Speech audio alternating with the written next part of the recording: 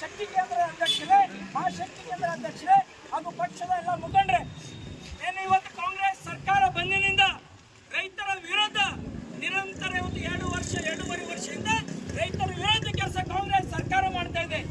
ಏನಿವತ್ತು ಏನು ಮಳೆಗಾಲ ಇಂತ ಮುಂಚೆ ಏನು ಗೊಬ್ಬರ ಇವತ್ತು ದಾಸೋಹ ಆಗ್ತಾ ಇತ್ತು, ಆ ದಾಸೋಹ ಇರುವಂತ ಗೊಬ್ಬರ ಗೋದಾಮುಗಳಿಂದ ರಾಜಾರೋಷವಾಗಿ ಬ್ಲಾಕ್ ಆಗಿ ಇವತ್ತು ಕಾಂಗ್ರೆಸ್ ಸರ್ಕಾರ ಮಂತ್ರಿಗಳು ಚಲುವರಾಯ ಸ್ವಾಮಿ ಅವರು ಬ್ಲಾಕ್ ಮೇಲೆ ಮಾರಾಟ ಮಾಡ್ತಾ ಇದ್ದಾರೆ. ಇವತ್ತು ಯೂರಿಯಾ ಆಗಲಿ ಎಷ್ಟು ಫರ್ಟಿಲೈಸರ್ ಗೊಬ್ಬರಗಳಿವೆ, ಒಂದು ಗೊಬ್ಬರ ಕೂಡ ಸಿಗ್ತಾ ಇಲ್ಲ. ಒಂದು ಗೊಬ್ಬರ ಚೀಲ ಇವತ್ತು ನಾವು ಹೊರಗೆ ಹೋಗಬೇಕಂತಂದ್ರೆ ಶಿವಶಕ್ತಿಯಿಂದ ಮತ್ತು ಗಾಂಧಿಗೆ ಕಂಪೇರ್ ಮಾಡಿದರೆ 100 ರಿಂದ 150 ರೂಪಾಯಿ ಜಾಸ್ತಿ ತಗೊಂಡು ಕೊಡ್ತಾ ಇದ್ದಾರೆ. ಬಹಳಷ್ಟು ಇವತ್ತು ದಾಸೋಹ ಇದೆ, ಸ್ಟೋರ್ ಇವತ್ತಿದೆ.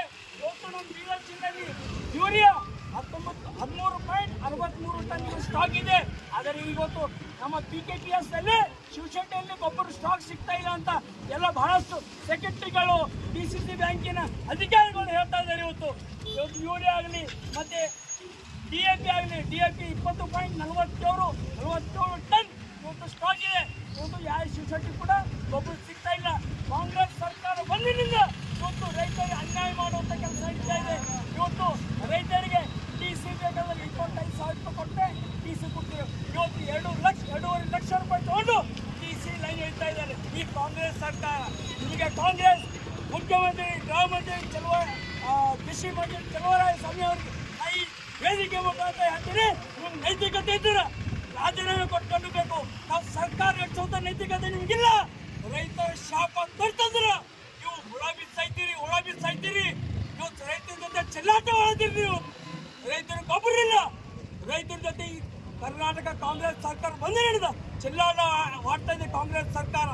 ದಯಮಾಡಿ ವಿನಂತಿ ಮಾಡ್ತೇವೆ, ಇವಾಗ ತಿತ್ಕೊಡ್ರಿ, ನಿಮ್ಗೆ ಅವಕಾಶ ಇಲ್ಲ. ಇನ್ನು ಕೆಲವು ದಿನಗಳಾದಾಗ ಎಲ್ಲೆಲ್ಲಿ ಗೊಬ್ಬರ ಬೇಕು ಅವ್ರಿಗೆ ಗೊಬ್ಬರ ಕಳಿಸುವಂತ ಕೆಲಸ ಮಾಡ್ರಿ. ಅವಾಗ ಸರ್ಕಾರ ರೈತರಿಗೋಸ್ಕರ ಕೆಲಸ ಮಾಡ್ತಾರೆ. 4 ಜನ ಅಂತಾರ ರೈತರ ಶಾಪ 100ಕ್ಕೆ 100 ನಿಮ್ಗೆ ತಟ್ಟು ಅಂತ ಹೇಳಿ ನನಗೆ ಮಾತಾಡೋಕೆ ಅವಕಾಶ ಕೊಟ್ಟರೆ ನಿಮ್ಗೆಲ್ಲರಿಗೂ ಒಂದು ನಾನು ಮಾತು ವಿರಾಮ ಕೊಡ್ತೀನಿ.